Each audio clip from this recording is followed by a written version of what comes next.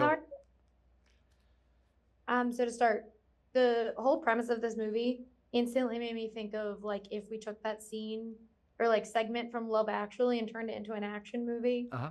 Billy Bob Thornton and Hugh Grant. Mm-hmm. So I wanted to ask you when you were working on this and trying to figure out, I know like the script is there and you're working from it, but what for you was like inspiration to get both the prime minister and the president and make them so full and rich when it is, John Cena and Idris Elba?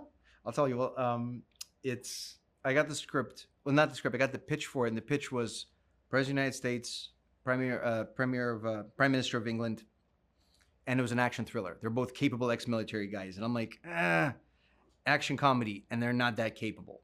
Because my favorite characters are characters who trip up and make mistakes, and I think it's not just because it's relatable, but because I trip up and make mistakes. We all do. So, and it's more fun to watch someone who doesn't just cut through a knife like a knife through butter and actually gets hurt a lot and still perseveres. I think that speaks. That's a more interesting, generally character route to take. John and Idris were already signed on when I joined the picture. The picture. I like saying the picture. She's like in 1920. The picture. I joined the picture. But it was, I think, most importantly, in terms of the setting and the political side of it, I love the idea of making these two guys.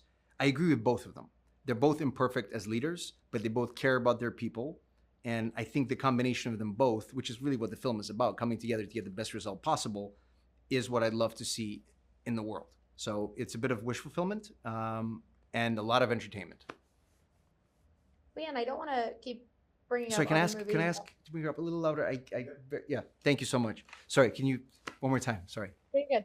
I was like, I don't want to keep bringing up other movies to explain this movie, but I'm also like a big Air Force One fan, and so it was funny to me to think about, a president who is an actor dealing with like someone attacking his plane while he's on it, which happens in this film. So when you have those big action pieces, Yep. mixed in with the little character jokes about how John Cena was an actor and people like his movies, or like them not, like you said, not knowing how to use these guns properly and like defend themselves, where do you find the most comedy? Is it like referencing things like the big action sequences that we've come to know, or is it more in those moments where they admit their flaws of a situation? I think it's all about. I think the funniest comedy to me personally is it goes from characters rather than referencing. As much as it's fun to reference, and it's a bit of a cheat code, and sure I will use it once in a while, but I think it's much more exciting to try and stay fresh and understand what these people going through this particular moments, how they're going to be reacting, and particularly if you notice in the movie, when the bullets are flying, they stop the banter. They're terrified. They're absolutely terrified, and that is much funnier than them saying fun lines with a gun. So it's if you start with characters, you start with story, you really can't go wrong. The rest is just gravy in terms of like, here's some big explosions, helicopters, and all the action stuff. But I think it's when I set out to do the movie, I was like, all I have to do is get the guys right. If I get the guys right, everything else will be fantastic because the action is kind of easy. If you have a good team and, I can do action in my sleep. It's a little bit an exaggeration, but it's always been that case. I just always got it. Even though action movies are not my favorite genre, I just kind of just get it. So I was like, I'll concentrate on the guys. I'll make that chemistry as good as it can be, which is easy when you have John and Idris. To be fair, made my job quite a lot easier.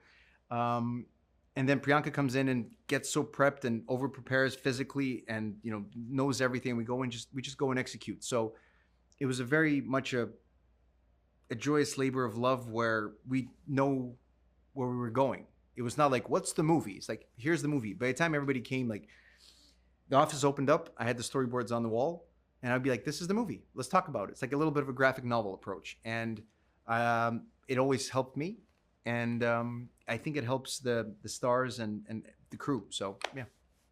And I wanted to ask you about Priyanka because I think it's funny that, we have movies and TV shows and things with both Idris and John Cena where they're protecting people. So it's very funny to see someone like Priyanka Chopra Jonas get to protect these two dudes that were like, oh, they're big guys, they can protect everybody else.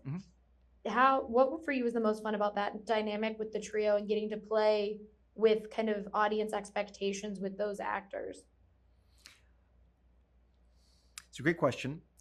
I think it's like you said, the playing with the expectations is good, provided that you do get the satisfaction of the guys, because they start off somewhat helpless, especially John Cena being the movie star. It's a great comic perspective on like, I've done this in movies. Yeah, in movies with a stuntman and wires, I could do that. But now you got to really jump off this train. So having the sort of unexpected beat of a woman comes in that's going to save these huge guys, yes, and she gets to do all of that. She gets to do great stuff and proper fighting and a lot of gunfights, whereas our guys earn their way there. Because again, having a character, especially a tough dude who just cuts through everybody like a knife through butter, it's fine. It's very entertaining, and I love those movies. But what I like to do is seeing people who are not that great persevere and become great. So by the end of it, by the third act, when they're going at it, and we started breaking that rule about making quips during action, because once you get a little bit comfortable, you can have a little bit more fun with it and be less scared. So they earn their right to be action heroes, whereas she starts off from the first scene as someone who's entirely capable. There's a bit of a journey, well, not a bit, there is a journey, and that development I think is very important to give you a full, satisfying meal of a film. I 100% agree. For a last quick thing, I want to ask, I love action and comedy as a duo because I think sometimes action movies can get boring, and when you have it paired with something else, it's a little bit more fun. With something like this, what for you was the biggest challenge throughout the directing process? Was it getting those big action sequences, or is it making sure that the comedy lands to carry those bigger moments out? I generally think it has to be the comedy, because again, action is somewhat easier, Mhm.